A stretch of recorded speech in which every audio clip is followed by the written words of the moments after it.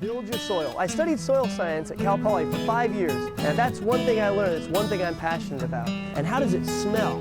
Get on inside that thing. Look for brown or yellowing needles. Soil is where it all begins in the garden. Containerscaping is hot.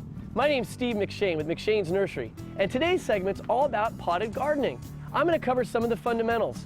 How to get a potted garden started, how to keep it up, and how to enjoy it. It's really, truly one of the greatest things going in gardening. Not only does it save water, but it allows you to show your design style.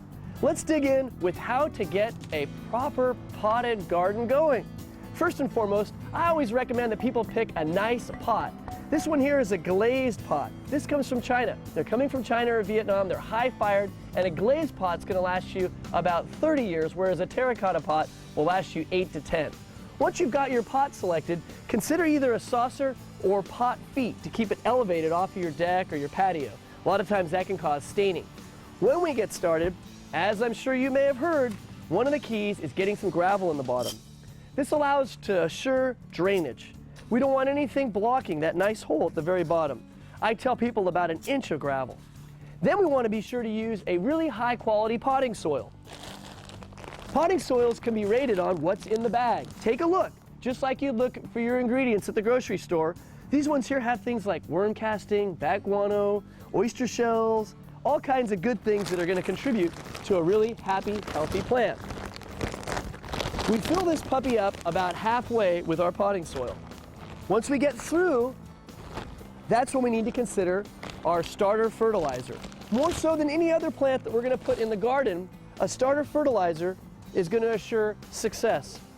I like to use these little sachets, 2 at a time for a small pot like this, sinking them really well and deep into the pot. Once that takes place, then we've got to consider what plants we're going to put in. Now, complementary colors are key. This is where your design style comes through. This bright orange rudbeckia with some nice cobalt blue lobelia, you just can't beat a combo like that.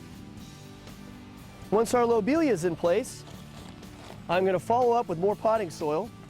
One thing for sure is that over time the level of potting soil will drop, so we need to remember to add fresh potting soil. The other thing is container gardening, because water runs through the vessel, we need to be adding fertilizer on a regular basis. For flowers in the spring and summer, that could mean every 3 to 4 weeks to keep good color going. The other thing that I always tell folks is to be sure and deadhead. When blooms are expired, just pinch them off. It's that easy. What it will do is it'll send a message to the plant to continue producing other flowers. That'll keep the containerscape going all season long. And if prepared properly and cared for, your pot would be going off 9 to 10 months out of the year in California. And I gotta tell you, there's nothing more exciting than containerscaping.